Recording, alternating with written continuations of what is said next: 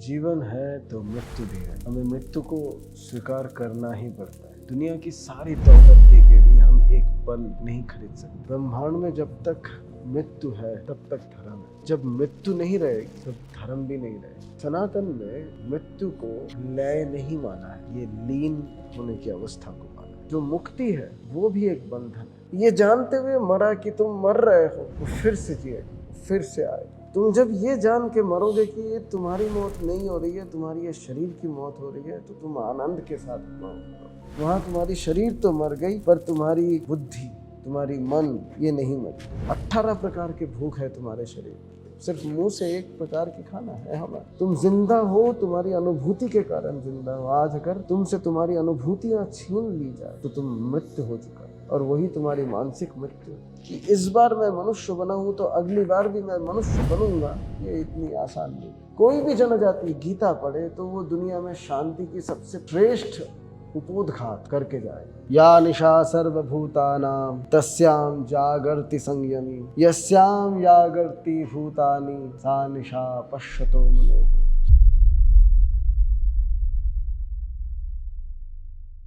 जीवन है तो मृत्यु भी है। हमें मृत्यु को स्वीकार करना ही पड़ता है। मृत्यु को वरण करना पड़ता है, मृत्यु को ग्रहण करना पड़ता है। दुनिया की सारी दौलत दे के भी हम एक पल नहीं खरीद सकते। ये हम कभी भी, कहीं भी, कितनी भी उच्चाशील हो जाए, हम एक लम्हा नहीं खरीद सकते। मृत्यु वो चीज को दर्शाता है जहां से धर्म की शुरुआत है। कहते हैं धर्म की जरूरत क्यों पड़ी, तो धर्म की जरूरत क्यों पड़ी, इसकी जवाब में ये उत्तर दिया जाता है कि ब्रह्मांड में जब तक मृत्यु है तब तक धर्म है। जब मृत्यु नहीं रहेगी तब धर्म भी नहीं रहेगा। जिस दिन विज्ञान ये मृत्यु को भी पार करने की कोशिश कर लेगा, अमर हो जाएगा, उस दिन से समाज से धर्म की चर्चा खत्म हो जाएगी। जिस दिन हम मृत्यु पे विजय प्राप्त कर लेंगे, उस दिन से समाज में भगवान की, आध्यात्म की, धर्म की कोई आवश्यकता नहीं रहेगी। हम तब तक भगवान को मानेंगे, ईश्वर को मानेंगे, आध्यात्म को मानेंगे, जब तक हमारे सामने मृत्यु खड़ा है। सनातन में मृत्यु को लय नहीं माना है, ये लीन होने की अवस्था को माना है। हम लीनता को मानते हैं, हम लय नहीं मानते हैं। मुक्ति सनातन की एक विशेष परंपरा है। हम मृत्यु के माध्यम से मुक्त होना चाहें। हमारी सनातन में सोच ये है कि हम मृत्यु के पश्चात पुनः ये काल चक्र में, ये जन्म चक्र में, ये जन्म मृत्यु की चक्र में नहीं आएंगे, नहीं आना चाहते।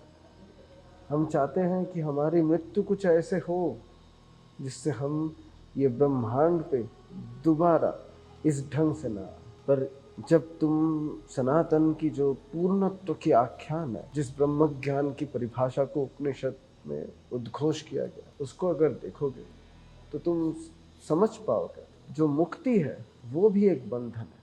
ब्रह्मज्ञानी या मुक्ति को या आत्म तत्व को समझने वाले व्यक्ति मोक्ष को भी नकार देता है, अपने आप को समाज के ऊपर इतनी बांट देता है।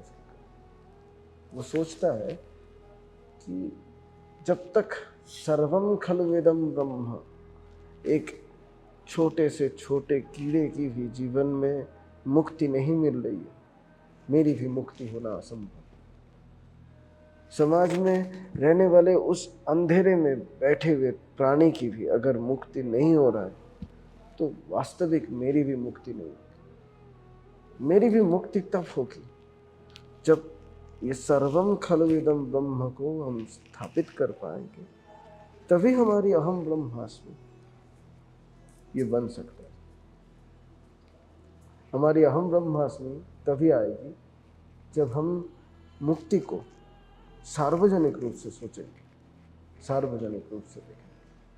गीता में मुक्ति को लीन के रूप से दिखाई गई है कि हम ब्रह्म में लीन हो गए, पर ब्रह्म में लीन हो गए, आत्म तत्व में लीन हो गए। उपनिषद या गीता ये दिखाता है कि एक नमक का पुतला समुंदर गया था नापने के लिए और वो खुद समुंदर में लीन हो गया।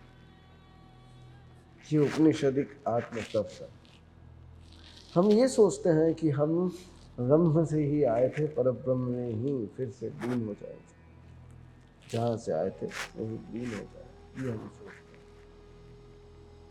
पर हमारे सनातन में लय होने की भी चर्चा को दिया गया है। अगर कोई चीज लय प्राप्त हो रहा है तो उसकी सृष्टि फिर से हो,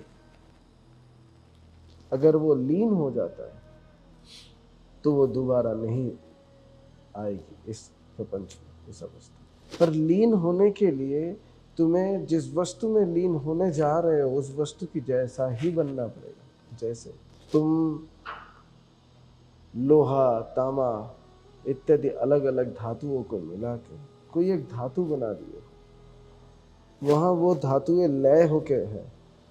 अगर तरीकाएं हैं तो सारे धातु उनको तुम फिर से अलग कर सकते हो, जिनको जिनको तुम मिलाए। पर अगर एक कटोरी है जिसमें नमक, जल, चीनी इत्यादि ये तीन चीजें एक साथ मिली हुई, तुम एक और जगह से कुछ जल ले आए, कुछ और एक जगह से नमक ले आए, कुछ और एक जगह से चीनी ले आए, उनको मिलाए और उसमें डाल दिए, तो तुम उनको कभी अलग नहीं कर पाओगे कि पहले वाले नमक कौन था, दूसरे वाले नमक कौन। इसमें तुम्हें वही चीज बन के ही जाना पड़ा उसके पास, तभी तुम एक दूसरे में लीन हो पाए। सनातन में इसलिए 3 तरीके की मौत को रखा गया, मृत्यु को रखी गई। पहला शारीरिक मृत्यु। शारीरिक मृत्यु ये सबका होता है, शरीर से हम सब जने मरेंगे ही, हम मरने के लिए पैदा होते हैं। हमारी मौत हमारी जीवन से पहले तय हो चुकी है कि हम यहाँ की दाना पानी पाके ये इहलोक परित्याग करेंगे और स्वर्गलोक पधारेंगे। हमारी मृत्यु पहले से पूर्व निर्धारित है, हम तैयार होके ही ये दुनिया में आए हैं कि हम ऐसे मरेंगे, हमारी मृत्यु सुनिश्चित। तो शारीरिक मृत्यु ये सुनिश्चित है। हमारी दूसरा मृत्यु होता है मानसिक मौत, मानसिक मृत्यु। जीवन जीते जीते कभी कभी हमारी मानसिक मृत्यु जब हो जाता है तो हमारी जीवन लीन नहीं हो सकता है, हम लय प्राप्त होते हैं।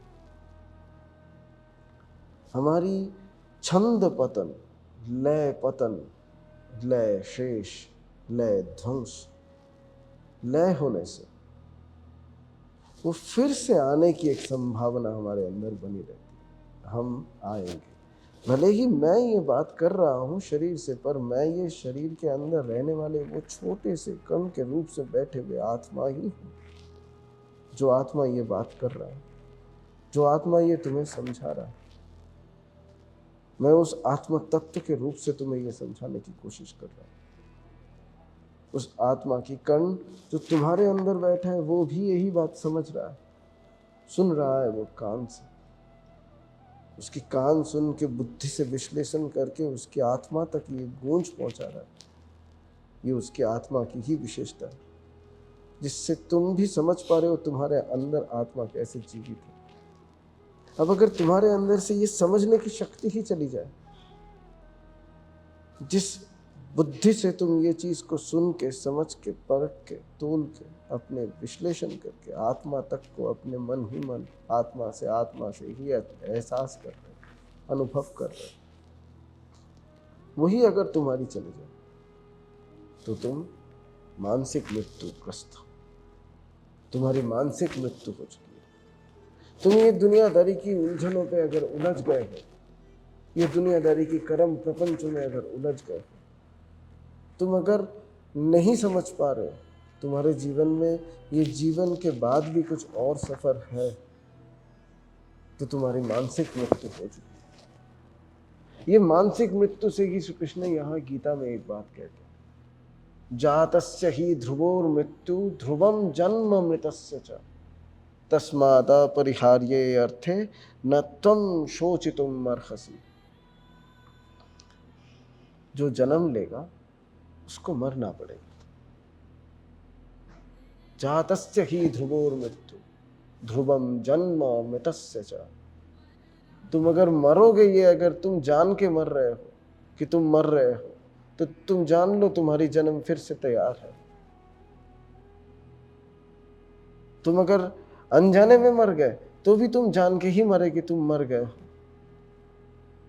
तो भी तुम्हारी मौत तय है, क्योंकि तुम्हारी मौत अब तुम लय प्राप्त करवा रहे हो। चाहे अनजाने में मरो, चाहे जान के मरो, तुम्हारी मृत्यु जब तुम देख रहे हो मेरे मृत्यु आ गई है, उसमें क्या करना है वो हम लोग आ रहे हैं। पहले हम लोग शारीरिक मृत्यु और मानसिक मृत्यु के माध्यम से ये समझना चाह रहे हैं कि मौत को अगर हम आकस्मिक मरे या अनजाने में मरे, अचानक मृत्यु हो गई या अनजाने में मृत्यु हो गई, या हम बिस्तर में पड़े पड़े हमारी मृत्यु हो गई। फौजी की देश सेवा करते करते सरहद के किनारे पे मृत्यु हो गई, गाड़ी चलाते चलाते तुम्हारी मृत्यु हो गई, अनजाने में तुम्हारी मौत हो गई। तुम जानते भी नहीं थे कि आज तुम्हारी मौत हो सकती है। और एक तुम शायद कोई अस्पताल में बिस्तर में पड़े हो और अपनी बीमारी की इलाज करवाते जा रहे, एक दिन तुम्हारी मृत्यु आ गई, वो भी तुम्हारी एक मृत्यु है। चाहे कैसे भी मौत हो, ये मौत में अगर तुम ये जान के मर रहे हो कि तुम मर रहे हो, तो तुम जान लो तुम्हारी एक फिर से जीवन तैयार है, एक फिर से तुम्हें ये दुनिया में आने की रास्ते की सब पूरी सफर तैयार है। क्योंकि वहां तुम्हारी मन तुम्हारी मरने से पहले मरा नहीं अभी तक। वहां तुम्हारी मन तुम्हारी इच्छाओं के साथ अभी भी जीवित है। वहां तुम्हारी मन ये जान रहा है कि तुम मर रहे हो। वहां तुम्हारी मन ये जान रहा है कि तुम ये शरीर हो और तुम्हारी ये शरीर मर रहा है बोल के तुम ये कह रहे हो कि तुम मर रहे हो। जब तुम्हारी ये मानसिक मृत्यु होती है तो तुम तुम्हारी बुद्धि, विवेक और कोई भी चर्चा है उन सब से तुम मृत्यु स्वीकार कर लेते हो, क्योंकि तब तुम तुम्हारे लय में चल जाते हो। लय का एक अर्थ ये भी होता है कि एक रिदम, ताल, लय, ताल की जो छंदबद्ध परियोजना उसको हम लय कहते हैं।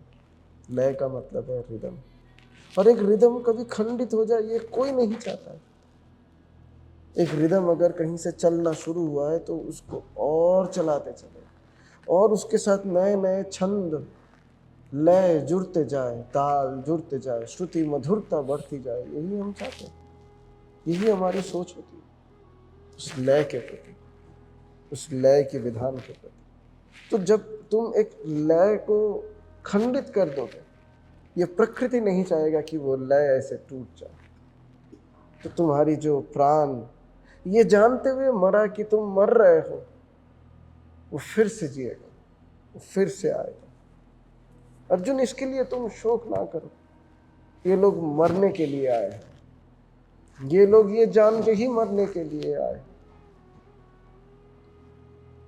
ये लोग ये समझ के ही मरने के लिए आए। श्री कृष्ण इसलिए यहां ये भी कह रहे हैं, अव्यक्तादीनि भूतानि व्यक्त मध्यानि भारत अव्यक्त निधनान्येव तत्र का परिवेदना। तुम ये अभी इस शरीर से पहले अव्यक्त थे, पता नहीं था तुम कहाँ थे। तुम ये शरीर के बाद कहाँ चले जाओगे पता नहीं है, कहाँ चले जाओगे। व्यक्त मध्यानि भारत, हे भारत, हे अर्जुन, तुम अभी केवल मात्र व्यक्त हो। ये तुम्हारी जो लिंगात्मक अवस्था है ये शरीर की, ये जो तुम्हारी लिंगात्मक व्यवस्थिति है, ये शरीर की, मन की, स्पेस टाइम की जो तुम्हारी ये कर्व है, यही तुम्हारी व्यक्त अवस्था है। व्यक्त मध्यानि भारत तत्र का परिवेदना। तो क्यों उस मुख्य तत्व की तरफ तुम ध्यान नहीं दे रहे हो? ये मानसिक मृत्यु को तुम क्यों वर्ण कर रहे हो? किस चीज के लिए तुम ये दुख भोग कर रहे हो? मानसिक मृत्यु को श्री कृष्ण गीता में बहुत गहराई से चोट पहुंचाया है, क्योंकि अर्जुन कह रहा था द्वितीय अध्याय में ही कि मैं भीख मांग के जी लूंगा, पर इन लोगों के साथ लड़ूंगा नहीं। मैं खुद को न्यौछावर कर दूंगा, मर जाऊंगा, पर इन लोगों के ऊपर हाथ नहीं उठाऊंगा। ये अर्जुन कह रहा था। गीता ये मानसिक मृत्यु को बारंबार अर्जुन के लिए ही जगाने की कोशिश की। ये मानसिक मृत्यु तुम्हारी खराब है। तुम मानसिक मृत्यु की तरफ नहीं जा सकते, जहां तुम्हारी मौत हो रही है ये भी तुम नहीं जानते। मरो, पर जान के मरो। जान के तुम मरो कि तुम मर नहीं रहे हो। ये जान के मरो कि ये मौत तुम्हारी नहीं हो रही। तुम जब ये जान के मरोगे कि ये तुम्हारी मौत नहीं हो रही है, तुम्हारी ये शरीर की मौत हो रही है, तो तुम आनंद के साथ मरोगे। तुम तब मरोगे नहीं, तब तुम सही में एक जीवन में जाओगे। गीता में मानसिक मृत्यु को और भी थोड़ी व्याख्यायित किया है। यामीमां पुष्पितां वाचं प्रवदन्त विपश्चितः वेदवादरताः पार्थ नान्यत् अस्ति इति वादिनः। कामात्मानः स्वर्गपरा भोगैश्वर्य गतिं प्रति क्रिया विशेष बहुलां भोगैश्वर्य गतिं प्रति। मतलब यामीमां पुष्पितां वाचं प्रवदन्त विपश्चितः। मृत्यु की कई परिभाषाएं हैं। जैसे हमारे घर में अगर किसी की गर्भ में संतान आए और उनके पेट में बच्चा है और उनकी संतान पेट में ही मर गया है, तो वो बच्चे को भी पता नहीं है कि वो उसकी मौत हो गई, उसकी भ्रूण की हत्या हो गई, उसकी भ्रूण की मृत्यु हो गई। पर ये एक आत्मा की निकल जाने की ही बात रही। वो भ्रूण शिशु से बड़ा तो हुआ था, शावक से बड़ा तो हुआ था, शिशु से शावक तक तो आया था। या फिर कोई भूमिष्ठ हुआ, जातक जाति का जन्म लिया, धरती में आए, फिर उनकी मृत्यु हो गई कुछ दिन, कुछ महीने, कुछ समय बाद। तो यहाँ श्री कृष्ण अर्जुन ये कह रहे हैं अर्जुन को कि अर्जुन ये मौतों को ऐसे ना सोचो कि ये मौतें केवल उनकी अनजाने में मृत्यु हुई। ये मृत्यु वैसा तुम समझ सकते हो कि वो जो आत्मा था, उस आत्मा की जो उम्र था, वो उम्र इतना था कि ये शरीर वाले, ये छोटी सी शिशु की शरीर वाले आत्मा, इतनी उम्र की आत्मा आ गई थी कि उसकी शरीर में उस आत्मा को रखने की ताकत नहीं रही। उस आत्मा की उतनी सी ही भोग बाकी थी। वो उतने दिन के लिए ही ये धरती में आना उसका बाकी था। वो आया, अपनी दाना पानी भोग की, फिर आगे बढ़ गई। तुम शोक ना करो,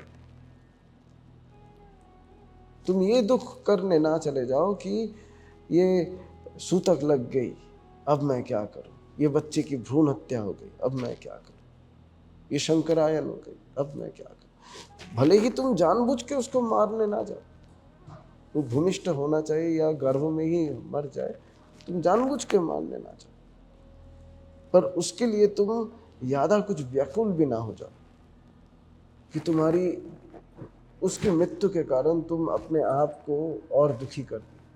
बच्चा बड़ा हुआ, तुम्हारी ही बच्चा बड़ा होके आज तुम्हारी ही कारण चक्रव्यूह में जाके अभिमन्यु मरने जा रहा है।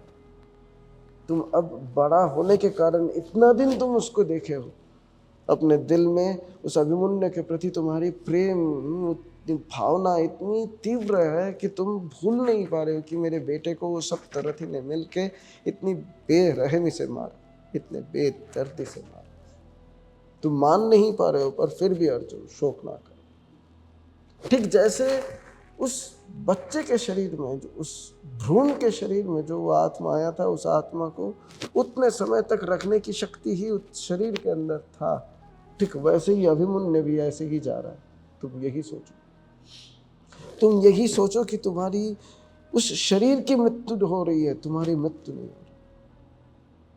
तुम ये सोच के अपने आप को और व्यतिग्रस्त ना करो, चाहे आकस्मिक मृत्यु ही क्यों ना हो जाए, अपघात में मृत्यु क्यों ना हो जाए, आत्महत्या भी क्यों ना हो जाए। पर हाँ, जो लोग ये सोच के मर रहा है कि वो मर रहा है, उन लोगों की फिर से ये प्रपंच में आने की रास्ता तैयार है अर्जुन। वो लोग फिर से आएगा। कारण उसकी मन नहीं मरा। तुम वाहन चला रहे थे, वाहन चला के कहीं जा रहे थे, अचानक तुम्हारी मृत्यु होगी। तुम्हारी जाने के लिए मन वहीं तैयार था कि मुझे वहीं जाना है। तुम्हारी पूरी सिस्टम उसी में ही तैयार था कि मुझे वहीं जाना है। तुम जान ही नहीं पाए कि तुम्हारी मृत्यु आज आ रही है। आज तुम्हारी मृत्यु की दिन तैयार है, तुम ये समझ ही नहीं पाए। तो तुम्हारी यहाँ फिर से आने की चाहिए चर्चा तैयार। ये मृत्यु के बाद आत्मा की क्या होता है, ये हमें करिए। श्री कृष्ण ये उद्घोष को अर्जुन के पास 8वें अध्याय में जाके जवाब देते हैं। अक्षर ब्रह्म योग सर्वद्वारानि संयम्य मनो हृदय निरुद्ध च, वहां जाके ये जवाब देते हैं। पर उसकी उद्घोष यहाँ 2 अध्याय में कर देते हैं। न जायते म्रियते वा कदाचिन्नायं भूत्वा भविता वाना भूयः अजो नित्यः शाश्वतो वयं पुराणो न हन्यते हन्यमाने शरीरे, न हन्यते हन्यमाने शरीरे। ये शरीर को हनन करने से, न ये शरीर को हनन करवाने से भी तुम मरोगे नहीं। तुम्हारी मृत्यु इसमें नहीं हो रही है, बल्कि तुम्हारी मन इसमें नहीं मर रहा है बोल के तुम्हारी जीवन फिर से तैयार हो रही है। तुम फिर से जी रहे हो इसलिए क्योंकि तुम्हारी जीने की वो सूत्र अभी भी तुम तुम्हारे मन के ऊपर ही रख के रखे। इसलिए तुम्हारी मानसिक मृत्यु अगर हो जाए, तुम्हारी जीवन फिर से ये धरती में आना तय है। और वो आना एक दुखद आना माना जाता है। हम लोग पहले ही बोले कि आदि गुरु शंकराचार्य जी या अपनी ब्रह्म विज्ञान में ये देखा गया है कि ब्रह्मविद व्यक्ति ये सोच के मरते हैं कि वो फिर से ये समाज के हित के लिए आए। एक छोटे से कोने में भी कोई अगर प्राणी है, उस प्राणी को भी अगर मुक्ति नहीं मिला है और वो प्राणी भी अगर पीड़ा में है, कष्ट में है, दर्द में है, तो वो ब्रह्मविद, वो परामुक्त की अभिलाषी व्यक्ति भी कहेगा कि मुझे मुक्ति नहीं चाहिए, पर उसको अपने एक जीवन धारा में ले आओ। ये ब्रह्म ज्ञान की स्थिति है। क्योंकि ब्रह्मज्ञानी के लिए मुक्ति और बंधन दोनों ही समान हो जाता है। वो अपने आप को बहुजन हिताय बहुजन सुखाय यही सोच के आगे बढ़ाता है। तो मानसिक मृत्यु जब तुम्हारी हो रही है और जब तुम सोच रहे हो कि मेरी मौत हो रही है, ये शरीर के साथ साथ मैं भी चला जा रहा हूँ, तो तुम्हारी मन की वो सूत्र वो मरी गई, वो रह गई। वो आगे बढ़ता चाहा पर तुम आगे नहीं बढ़ पाए। तुम्हारे शरीर के अंदर रहने वाले वो आत्मा की उम्र और वो तुम्हारे शरीर की उम्र और उतना बन नहीं पाया जिससे तुम्हारे ये शरीर में वो आत्मा को और लेके चल पाओ। और इसलिए श्री कृष्ण कहे न हन्यते हन्यमाने शरीरे। तुम्हारे शरीर मर जाए या अगर तुम ये शरीर को मरने के लिए मजबूर कर दो तो भी वो आत्म तत्व अर्जुन मर नहीं रहा है, ये तू जान ले। अर्जुन, ये आत्मा शरीर को एक कपड़े की तरह बदलते रहता है। अगर वो ये जान के मरे कि मेरी शरीर मर रहा है, मैं नहीं मर रहा, वो अच्छा कपड़ा लेने के लिए भी अपने आप को तैयार कर सकता है। वो अपने आप को एक अच्छी, आज फटी हुई धोती है तो कल मेरे पास लिनन हो, ये कोशिश, ये व्यवस्था वो जरूर करता है। वासांसि जीर्णानि यथा विहाय नवानि गृह्णाति नरोपराणि तथा विहाय जीर्णानि तथा शरीरानि विहाय जीर्णान्यनानि संयाति नवानि देहि। ये शरीर को वो तक उस ढंग से लेता है जैसे हम कोई एक नए कपड़े आज ले रहे हैं, नए ढंग के कपड़े आज ले रहे हैं, नए रंग के कपड़े ले रहे हैं। हमारी उस ज्ञात आत्मा ये सोच के आगे बढ़ता है, ये सोच के हम अपने आप को उस आत्म तत्व में ले जाते हैं। मानसिक मृत्यु अगर तुम्हारी हुई है तभी तुम्हारे ऊपर सही में लागू होता है हमारी श्राद्ध विधि, तर्पण विधि, गरुड़ पुराण।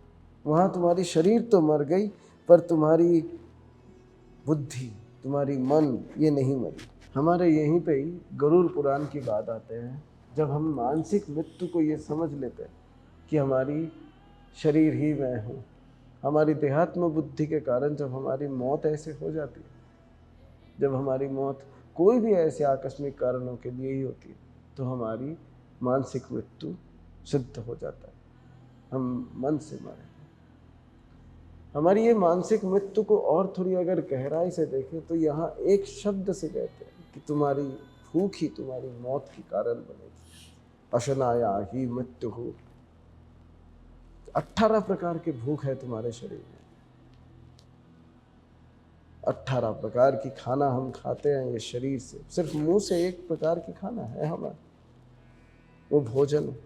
बाकी आँख, 2 आँख, 2 कान, नाक, मुंह, लिंग, उपस्थ, वायु, इन सब से हम खाना खाते हैं। हमारे उन खाना से भी, उन भोजन से भी, उन आहार से भी हमारी भूख पैदा होता है। आँखों की भी भूख है, कानों की भी भूख है, नाकों की भी तुम्हारी भूख है। मुंह का तो भूख देखे ही हो, पेट की भूख तक जाती है। तो तुम्हारी भूख ही तुम्हारी मौत के कारण बनेगी। और अगर तुम ये जान लो कि तुम्हारी मानसिक मृत्यु अगर हो रही है तो तुम वो श्राद्ध तर्पण विधि के दायरे में आ जाते हो। तुम तब वो सारे विधानों के बीच में आ जाते हो जिसमें तुम ये जान के मर नहीं पाए कि तुम्हारी आत्मा बोल के भी कोई एक तत्व है। तुम्हारी आत्मा नाम की भी कोई सूत्र है, ये तुम देख भी नहीं पाए, समझ भी नहीं पाए। भले ही तुम सुने हो, समझ नहीं पाए, पाल नहीं पाए, उनको जीवन में उतार नहीं पाए।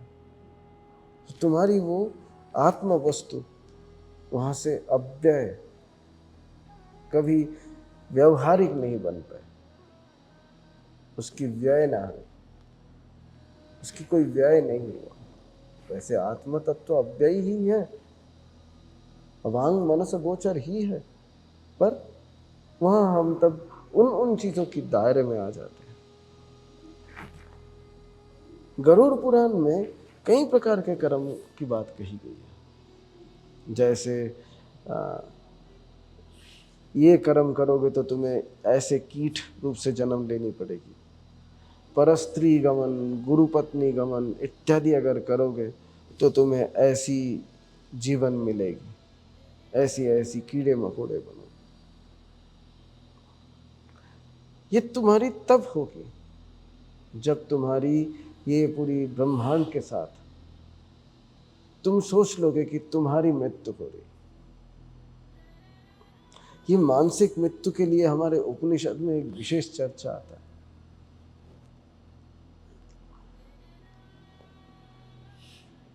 जैसे हमारे शरीर के अंदर षट चक्र है, ब्रह्मांड में भी ऐसे ट्रोपोस्फियर, स्ट्रेटोस्फियर, स्टेथोस्फियर, ऐसे लेयर्स हैं जो हम चर्चा की।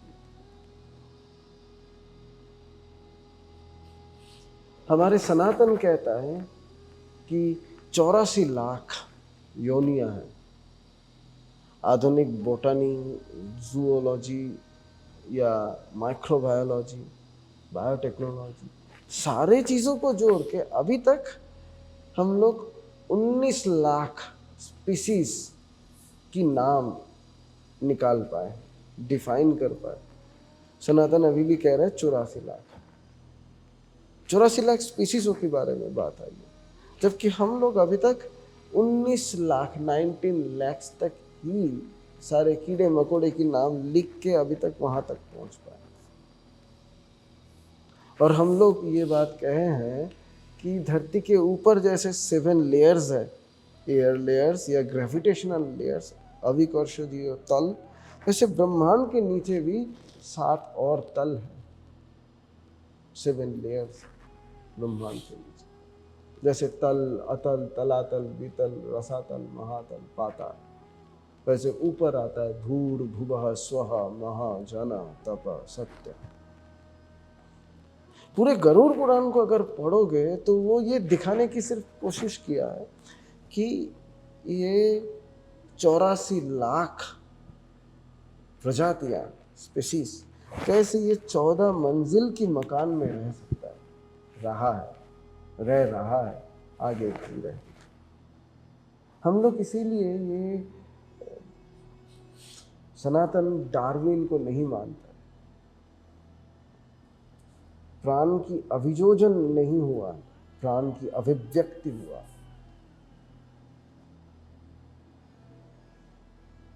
प्राण की इवोल्यूशन से ज्यादा प्राण की एडॉप्टेशन को हमें माननी पड़ेगी। प्राण ये ब्रह्मांड की बाहर की कोई शक्ति नहीं था, प्राण ये ब्रह्मांड की ही शक्ति था। पर ये ब्रह्मांड में भी प्राण को अपने आप को विकसित करने के लिए, उस एमीबा से शुरू करके आज की मल्टी सेल होमोसोपियंस तक ले आने के लिए जो संघर्ष करना पड़ा, वो ट्रांसम्यूटेशन, वो उसकी एवोल्यूशन प्रोसेस से ज़्यादा एडॉप्टेशन प्रोसेस है। ये इकोसिस्टम में अपने आप को एडॉप्ट किया। हम अगर इस मानसिक मृत्यु की चर्चा में आए तो यहाँ ये देख पाते हैं कि ये 84 लाख योनि 14 मंजिल में कैसे रहा। 84 लाख योनि अगर 14 मंजिल में रहना हो तो एक एक मंजिल में 6-6 लाख प्रजातियां रहेगा, हर एक। हम अगर भूल जाएं कि 84 लाख है तो 84 प्रजाति मान ले और 14 मंजिल मान ले तो केवल 6 ही आता है। ये 6 क्या है? सही में गरुड़ पुराण यही दिखाना चाहा है कि ये 6 हमारी मुख्य अनुभूतियां हैं, जिन अनुभूतियों से हम ये ब्रह्मांड के साथ जुड़े हुए हैं। हमारी मौत हमारी ये शरीर की नहीं है। हम मरने से इसलिए डर रहे हैं कि हम ये अनुभूति दोबारा ले नहीं पाएंगे, इसलिए हम डर रहे हैं। हम मरने से इसलिए डरते हैं कि ये जो अनुभूति आज हम भोग कर रहे हैं, ये अनुभूति के अलावा जो नया अनुभूति होगी वो न जाने कैसा अनुभूति। गरुड़ पुराण इस दिशा में हमें दृष्टि को ले जाता है। वो समझाना चाहता है कि अनुभूति ही तुम्हारे जीवन की अस्तित्व बोध की पराकाष्ठा है। तुम जिंदा हो, तुम्हारी अनुभूति के कारण जिंदा हो। आज अगर तुमसे तुम्हारी अनुभूतियां छीन ली जाए तो तुम मृत्यु हो चुका है, और वही तुम्हारी मानसिक मृत्यु है। अनुभूति की ये चर्चा में हमारी ऋषि मुनि दिखाने चाहे कि हमारे पास 6 मुख्य अनुभूति है: काम, क्रोध, लोभ, मोह, मद, मात्सर्य। 6 प्रकार से हम लोग ये अनुभूतियां हमारे ब्रह्मांड के साथ हम रखते हैं। अब यहाँ गरुड़ पुराण एक बहुत अच्छी तत्व ले आता है। गरुड़ पुराण यहाँ कहता है कि कोई भी जीव, और ये सिर्फ गरुड़ पुराण नहीं कहता, ये गीता भी कहता है कि तुम आखिरी समय में जिस भाव को रखते हुए शरीर त्याग करोगे, तुम आगे की भी योनि उसी भाव की प्राप्त करोगे। तुम्हारी इस योनि में जिस ढंग से, इस जीवन में जिस ढंग से, इस शरीर में रहते हुए जिस ढंग से तुम सोचो को सोचे हो, और वो सोच को ले जाते हुए आखिरी समय में जिस ढंग का सोच रखे, उसी ढंग की ही सोच वाले जीवन तुम्हें फिर से शुरू होगी। हमारी अनुभूतियां हमारी सोचने की ढंग ही मात्र है। हमारी अनुभूतियां ये दिखाता है कि हम सोचते कैसे हैं। एक ही घटना को ये 6 अलग अलग अनुभूतियों के कारण हम अलग अलग तरीके से सोच सकते हैं। एक ही घटना को हम कभी काम के रूप से सोच सकते हैं, एक ही व्यक्ति की उस घटना को हम क्रोध के रूप से, लोभ के रूप से, मोह के रूप से, मद के रूप से, मात्सर्य के रूप से सोच सकते हैं। और ये 6 अनुभूतियां ये पूरी 14 मंजिल में रहने वाले 84 लाख प्रजातियों में बटा हुआ है, सारे में बटा हुआ। अब अगर कोई भी प्रजाति अपने मृत्यु के समय काम की भाव लेके शरीर छोड़े तो शास्त्र कहता है वो पंछी बनेगा। पंछियों में कामुकता की चर्चा ज्यादा है। शास्त्र कहता है कि कोई भी जानवर या कोई भी प्रजाति अपने आप को अगर क्रोध में रखते हुए शरीर छोड़ेगा तो हमारी शास्त्र ये कहता है कि वो जंगली हिंसक जानवर, फेरोशियस एनिमल ये बने, मांसाहारी जानवर बने, हिंसक प्राणी बनेगा। वो क्रोध में शरीर छोड़ा है क्योंकि उसकी मन उस समय क्रोध में था, उसकी मन में उस समय क्रोध की भावना थी, उसकी मन उस समय ये सोच रहा था कि मैं अभी ये कर दूंगा, उसको मार दूंगा। संभावना बनता है कि वो अगले जीवन में कोई जंगली जानवर बने। ठीक उसी तरीके से शास्त्र कहता है कि कोई भी जानवर, कोई भी प्रजाति, कोई भी ऐसी जीव अगर आखिरी समय में लोभ लेके शरीर छोड़े तो वो गृहपालित जानवर, डोमेस्टिक एनिमल बने। जितने भी डोमेस्टिक एनिमल है ये लोग लोभ के कारण है। आधा से ज्यादा जानवर जंगल में शांत से घूम रहे हैं, पर जो जानवर मनुष्यों के आसपास रहे ये लोग मनुष्यों से इसलिए प्रिय है क्योंकि सोचते हैं मनुष्य अपने बनाई हुई खाना हमें खिलाएगा या हमारे लिए खाना ले आके हमें खिलाएगा। चाहे ये कुत्ते भी हो, चाहे ये बिल्ली भी हो, चाहे ये चूहा भी हो, चाहे ये तुम्हारी घोड़ा भी हो, चाहे ये भैंस हो, चाहे गाय हो, जितनी भी डोमेस्टिक एनिमल है, कहते हैं शास्त्र कोई भी जानवर अगर लोभ के कारण शरीर छोड़े तो वो लोग ये गृहपालित यंत्र ये बनने की संभावना बनता है। शास्त्र कहता है कोई भी जानवर अगर या कोई भी प्रजाति अगर मोह लेके शरीर छोड़े तो वो पेड़ पौधे बनेगा। उद्भिद, कितने प्रकार के पेड़ पौधे हैं, कितने प्रकार के जंगली जानवर हैं, कितने प्रकार के पंछियां, वो पेड़ पौधे बनेगा अगर वो मोह लेके शरीर छोड़े तो। मोह की पकड़ होता है। शास्त्र कहता है अगर कोई भी जानवर अहंकार लेके शरीर छोड़े, मानो कोई लड़ाई हो रहा था, गुस्सा तो था ही, क्रोध था ही, पर वो लड़ाई में मैं तुझे देख लूंगा, तुझे मार दूंगा, ये करते करते वो शरीर छोड़ दिया, मौत हो गई, तो उसके मन में तब अहंकार, मद ये था। अगर कहते हैं शास्त्र वो अगर अहंकार लेके शरीर छोड़े, मैं ये लेके शरीर छोड़े, तो वो कीड़े मकोड़े बने। कीड़े मकोड़े कितने हैं सोचो, पानी के नीचे से, जल के नीचे से शुरू करके आसमान के ऊपर तक तुम्हारे पास कीड़े मकोड़े।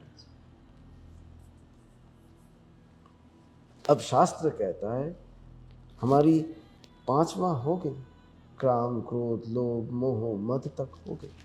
शास्त्र कहता है कि अगर कोई भी प्रजाति मात्सर्य, दूसरों की अच्छाई, दूसरों की कोई खूबी देख के जलते हुए, ईर्ष्या लेके, मात्सर्य के कारण उसकी मृत्यु हो गई, दूसरों की बुराई करते करते उसकी मृत्यु हो गई, दूसरों की कोई एक ऐसी काम सोचते सोचते उसकी मृत्यु हो गई, दूसरों की ऐसी कुछ व्यवस्था बनाते बनाते उसकी मृत्यु हो गई। तो कहते हैं वो जलचर, जल में रहने वाले जानवर। अब इन जो 6 मैं बात किया, 6 प्रजाति की जो बात की, एक पंछी, एक जंगली जानवर, एक गृहपालित जानवर, एक कीड़े मकोड़े, एक जलीय जानवर, ये सब एक दूसरे से मिली हुई है। ऐसा कोई अनुभूति जैसा नहीं है कि क्रोध आएगा तो अहंकार, मद नहीं आएगा, या मात्सर्य आएगा तो काम नहीं आएगा, ऐसा नहीं। सारे एक दूसरे से मिले हुए हैं। ठीक वैसे ही ये प्रजातियां भी एक दूसरे से मिले हुए हैं।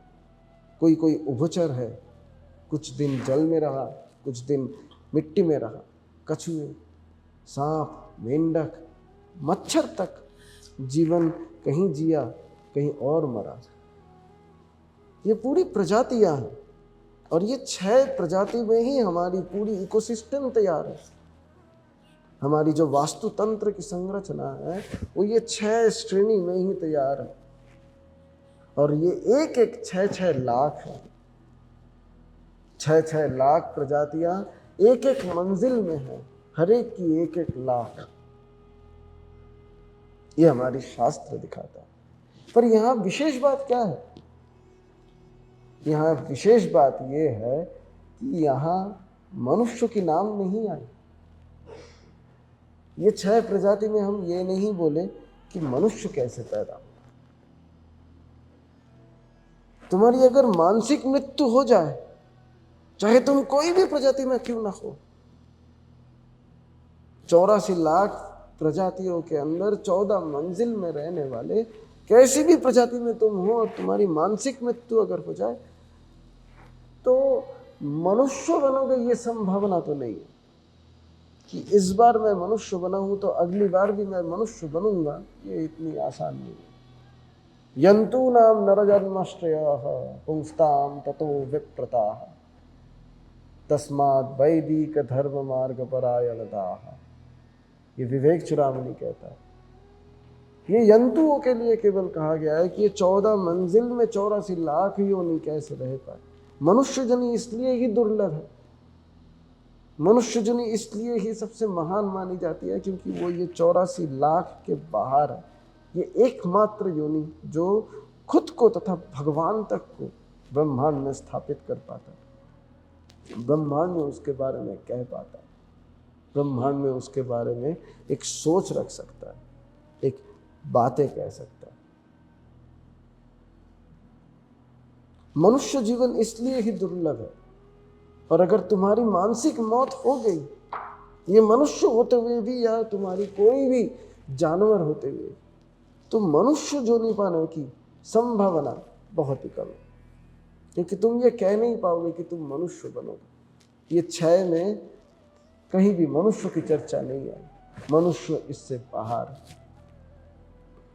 और गीता यहाँ एक बहुत अच्छी बात कह के गए मनुष्यों के लिए कि अर्जुन, अगर तुम सही में चाहते हो कि ठीक है, अगर मेरी ये जीवन की चक्र में चलते चलते अगर मौत हो जाए, मृत्यु अगर हो जाए, तो मैं कम से कम फिर से मनुष्य ही बनूं, तो अर्जुन मैं तुम्हारे लिए एक रास्ता देके जाता हूं, तुम फिर से मनुष्य ही बनोगे।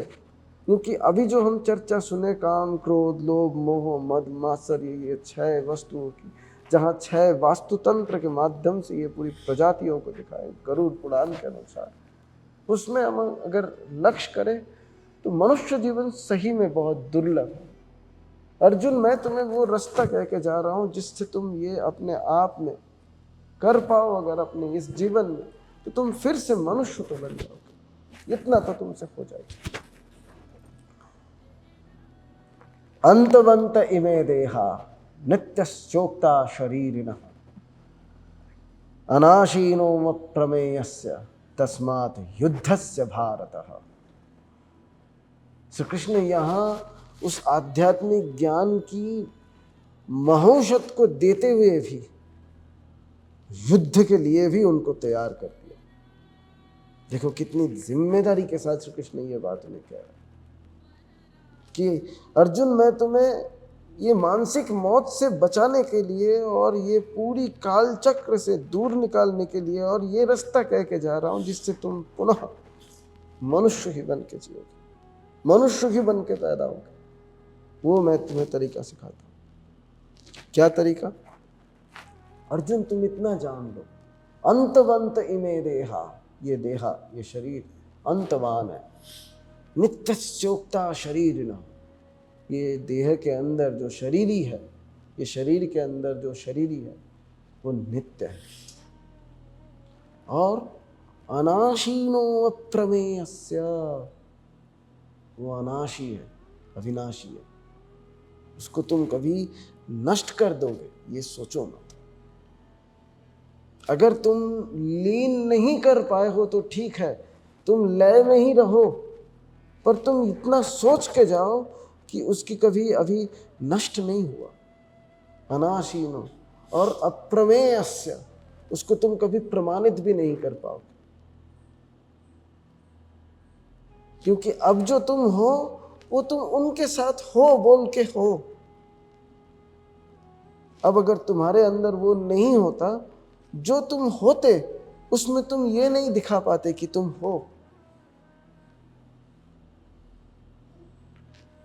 ठीक जैसे तुम पहले भी नहीं दिखा पाए थे कि तुम उस समय थे, उस समय में भी हो, तो आज जो तुम हो वो तुम उसके लिए ही हो जो तुम्हारे साथ है बोल के तुम आज हो ये शरीर के अंदर, तभी तुम हो, तुम्हारी वो तत्व है। तुम इतना जान लो कि वो अनाशी है, अविनाशी है और अप्रमेय है, उसको तुम ऐसे प्रमाण नहीं कर पाओगे। किसको प्रमाण देने जाओगे और क्यों देने जाओगे तुम अर्जुन प्रमाण? अर्जुन जब सोचा था कि मैं सबको सफाई देते फिरूं तो श्री कृष्ण बोले थे कि क्यों सफाई देने जाओगे, बहुत हाथ पैर गिरा लिया, तुम कोई साबुन थोड़ी हो जो हर वक्त सफाई देने जाओगे, तुम सफाई देने बार बार नहीं जाओ अर्जुन। अनासीनो अप्रमेयस्य, तुम जान लो कि तुम्हें नष्ट नहीं किया जा सकता और तुम किसी को प्रमाण देने की मोहताज नहीं हो। तस्मात् युद्धस्य भारतः, और इसलिए युद्ध करो भारत, वही तुम्हारी प्रमाण है। और अगर ऐसे करके तुम मर जाओ तो तुम फिर से मनुष्य बनो, तुम्हारी मनुष्य बनना तय, तुम्हारी मनुष्य बनने की संभावना सबसे ज्यादा तय है। ऐसे संघर्ष में, ऐसे युद्ध में, ऐसे जीवन शैली में अगर तुम मरो तो तुम कम से कम मनुष्य बन के मरोगे, क्योंकि तुम उतनी सचेतन दिमाग लेके मर रहे हो। नहीं तो वो 84 की लक 84 की चक्कर में तुम रह जाओगे। और इसलिए मनुष्य जीवन विशेष है, क्योंकि ये तस्मात् युद्धस्य भारतः, ये भारत के प्रति जो उद्घोष कृष्ण ने किया ये केवल मनुष्य ही कर सकता है। और इसलिए गीता कोई निर्दिष्ट धर्म की ग्रंथ नहीं है, कोई हिंदू सनातन ही पढ़ेगा। मैं सच कहूँ, कोई अगर कोई भी जनजाति गीता पढ़े तो वो दुनिया में शांति की सबसे श्रेष्ठ उपोद्घात करके जाएगा। कोई भी देश अगर ये गीता पढ़े, सनातन की वाणी इसलिए मधुर है। हमारी तीसरी और एक प्रकार की मौत है, वह है आध्यात्मिक मौत। मानसिक मृत्यु में वो ये जान के मर रहा है कि वो मर रहा है, उसकी शरीर मर रहा है, ये सोच के वो जान लिया कि मैं मर रहा हूं। पर आध्यात्मिक मृत्यु में वो ये जान नहीं पाता कि मेरी आत्मा, इसकी आगे की क्या। भले ही वो जान लिया, भले ही वो ये समझ लिया कि वो ये शरीर नहीं है, वो एक आत्मा है, भले ही वो ये समझ गया कि ये दुनिया की दुनियादारी को अच्छे से भोग के, राज करके, सम्मान कमा के, सब कुछ करके अब मैं मृत्यु वरण कर रहा हूं, मेरा शरीर मर रहा है, मैं नहीं मर रहा। पर वो ये नहीं जान पाया कि उसकी आगे की क्या, उसकी आत्मा अब लीन कहाँ होगा। उसकी लीन होने की जो विधान है वो नहीं वो कर पाया। अहम ब्रह्मास्मि की तो स्थापना वो कर दिया, अपने आप को सोच लिया कि अब मैं मृत्यु वरण करने जा रहा हूं, मेरी मृत्यु होने जा रही। पर वो ये सोच नहीं पाया मैं लीन कहाँ होने जा रहा हूं। वो ये सोच नहीं पाया कि मैं मर के अभी जा कहाँ रहा हूं, मेरी सफर की आगे की चीज क्या है, मेरी आत्मा अब कहाँ जाएगी, और जाएगी तो जाएगी क्यों जाएगी, मेरी ऐसी कौन सी सूत्र है जिस सूत्र के बदौलत मैं वहां जाऊंगा ही जाऊंगा। ये वो अनजाने में मरा, और इसके पीछे की कारण जो है वो है अज्ञानता, ज्ञान का अभाव। वो ये जीते जी जानने की कभी कोशिश नहीं किया कि उसको सही में जाना कहाँ चाहिए था। मानसिक मृत्यु जब हुई उससे पहले तो वो ये दुनियादारी को जी ही रहा था और उसकी मृत्यु हो गई। यहाँ आध्यात्मिक मृत्यु में वो जीते जी ये प्रयास तो किया समझने की कि मैं ये शरीर नहीं हूँ और मैं ये आत्मा हूँ, मेरी कभी मौत नहीं होगी। पर मैं ये जान नहीं पाया मैं जाऊंगा कहाँ, और जाऊंगा तो क्यों जाऊंगा। और हमारे सनातन में भी हर एक की अपनी अपनी दुकानें हैं। हमारे सनातन में तंत्र की किसी की दुकान है, किसी की वैष्णव की दुकान है, सबकी अपनी अपनी दुकान है। पर आखिरी में सारे आत्माओं की आखिरी चर्चा रखा गया शिव जी। पर आध्यात्मिक मृत्यु में वो व्यक्ति जीते जी ये प्रयास तो जरूर किया था, ये समझने की और ये जानने की मैं ये शरीर नहीं हूं, मैं ये आत्मा हूं। पर ये वो तय नहीं कर पाया कि अब उसको जाना कहाँ है, अब उसको किधर जाना है। सनातन में यहाँ कई परंपराओं की भेद है, कई अलग स्कूल ऑफ थॉट्स है। तांत्रिक स्कूल ऑफ थॉट्स वो अपने ढंग से सोचता है कि मृत्यु के पश्चात वो देवी के चरण में जाएगा। वैष्णव स्कूल ऑफ थॉट्स या वैष्णव दर्शन ये सोचता है कि वो मृत्यु के पश्चात श्री विष्णु के चरण कमल में रहेगा। हर कोई अपने अपने सोचा। शिव जी शैव लोग ये सोचा है कि मृत्यु के पश्चात वो शिव जी के पार्षद या गण बन के रहेगा। ये सनातन में सोचा है। पर सनातन में मृत्यु की दुनिया में एकछत्र अधिकार शिव जी किया। शिव जी शमशान में इसलिए जीवन दान देने के लिए रहे ताकि वो व्यक्ति जीते जी एक बार उनके पास आके ये पूछे कि प्रभु मृत्यु के पश्चात मैं कहाँ जाऊंगा। क्योंकि वो चीज को अगर जाने बिना तुम मरे तो तुम्हारी आध्यात्मिक मृत्यु भी हुई, शारीरिक मृत्यु के साथ साथ मानसिक मृत्यु के साथ साथ आध्यात्मिक मृत्यु भी हुई। तुम्हारी मानसिक मृत्यु को या उसके परिणाम को हल्का या कम करने के लिए तुम्हारे परिवार जने सूतक, अशोच इत्यादि के माध्यम से गरुड़ पुराण की श्राद्ध तर्पण इत्यादि करके तुम्हारी और भी उन्नति या उत्कर्ष की कामना की। पर तुम्हारी अगर आध्यात्मिक मृत्यु हो जाए तो तुम्हारी निजी आत्मा की जो सुप्ताधिकार है, जो युद्ध की उद्घोष है, उससे भी तुम हाथ खो बैठो। तो मानसिक आध्यात्मिक मृत्यु में हम अपने आप को और ज़्यादा गहरी अंधेराई में डाल देते हैं। हम